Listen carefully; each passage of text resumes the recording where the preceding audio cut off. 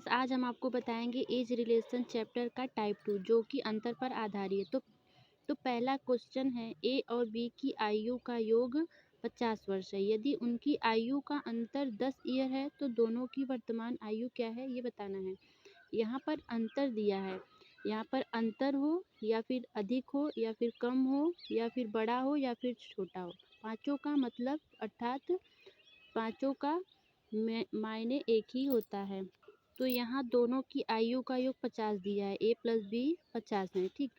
और यहाँ पे अंतर 10 दिया है तो हम अंतर को माइनस कर देंगे तो 40 आएगा, जो कि अब दोनों की आयु का योग इतना हो जाएगा। अब इसमें दोनों बराबर के होंगे तो एक 20 का और दूसरा भी 20 का हो जाएगा। और जो हमने माइनस किया था 10, यहाँ पर प्लस कर देंगे तो आ जाएगा 30। अभी 30 और 20 आ गई है, दोनों की आयु आ चुकी है। क्योंकि हम यहाँ माइनस किए थे ना, इसलिए हम यहाँ प्लस किए हैं। तो अभी दोनों की आयु आ चुकी है, लेकिन इसमें कुछ कहा नहीं गया है कि कौन बड़ा है या कौन छोटा है, इसलिए हम यहाँ निर्धारित नहीं कर सकते हैं कि ए कौन है और बी कौन है। तो दोनों की आयु 30 और 20 आ चुकी है। तो दूसरा क्वेश्चन है, पिता की आयु पुत्र की आयु से 24 ईयर अधिक है। 2 वर्षों बाद उसकी आयु पुत्र की दोगुनी होगी तो दोनों की वर्तमान आयु बतानी है। तो यहाँ पे अधिक दिया है, अर्थात दोनों की आयु के बीच 24 ईयर का अंतर है, मतलब कि पिता बड़ा है और पुत्र छोटा है।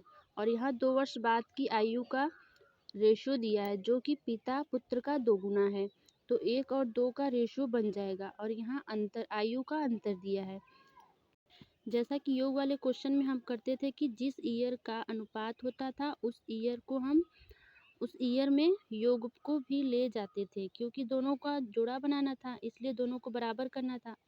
यदि आपको नहीं समझ में आता है तो मेरा योग वाला वीडियो देख लीजिएगा, आपको समझ में आ जाएगा। तो यहाँ हमको बराबर नहीं करना है, क्योंकि अंतर तो सदैव ही समान रहता है। अर्थात अगर वर्तमान में आप किसी से 2 वर्ष बड़े हैं तो 4 साल बाद या 4 साल पहले भी आप उससे 2 वर्ष बड़े ही रहेंगे, तो अंतर समान ही रहता है, तो हमको यहाँ बराबर करने की ज़रूरत नहीं पड़ेगी। तो यहाँ पर जैसा कि यहाँ अंतर आयु का दिया है तो हम रेशो का भी अंतर निकाल लेंगे। तो रेशो का अंतर 1 आया है, ये रेशो का अंतर आ गया और ये आयु का अंतर आ गया।